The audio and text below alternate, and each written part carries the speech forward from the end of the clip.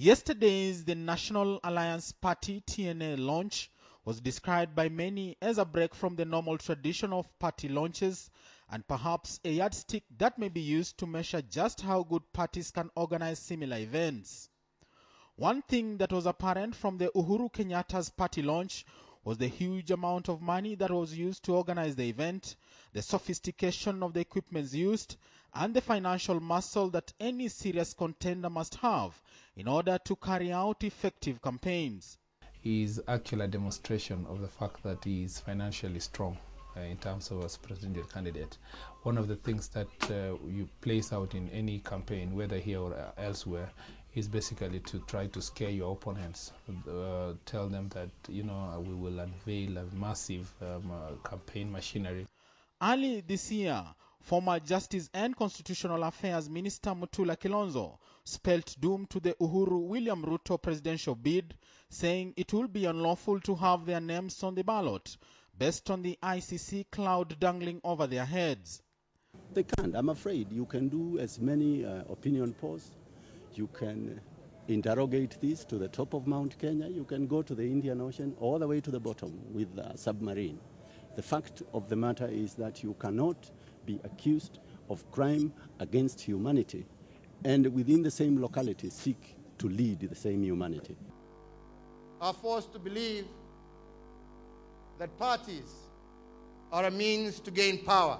But looking at the determination that Uhuru Kenyatta has in his presidential ambition, and ICC having rejected part of his appeal, and the government's push to have a local tribunal as opposed to the Hague process, Uhuru could be playing a totally different chess game, a calculated approach, which may or may not work at the end of it all. The kind of campaign he did yesterday was basically, in one way or another, trying to assure his supporters that indeed I'm serious in this business and I'm going to run.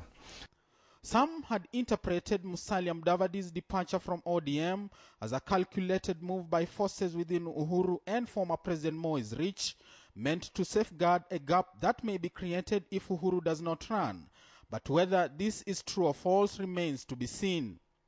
Musalia is not playing in the league of the big boys as anticipated by many after his dramatic fallout with ODM, as many see him struggling.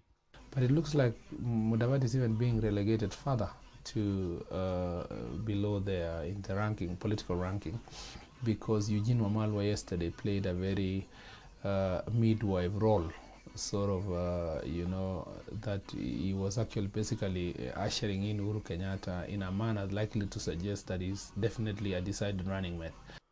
The launch of TNA may also spell doom to all those who may have been banking on Uhuru Kenyatta to throw his support to them based on his strong political influence.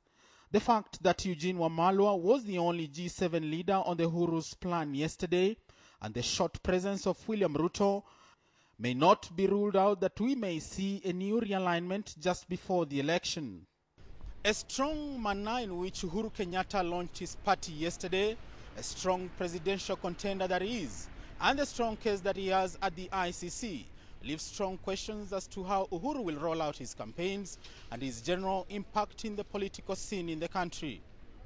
Aaron Ochieng, KTN, Nairobi.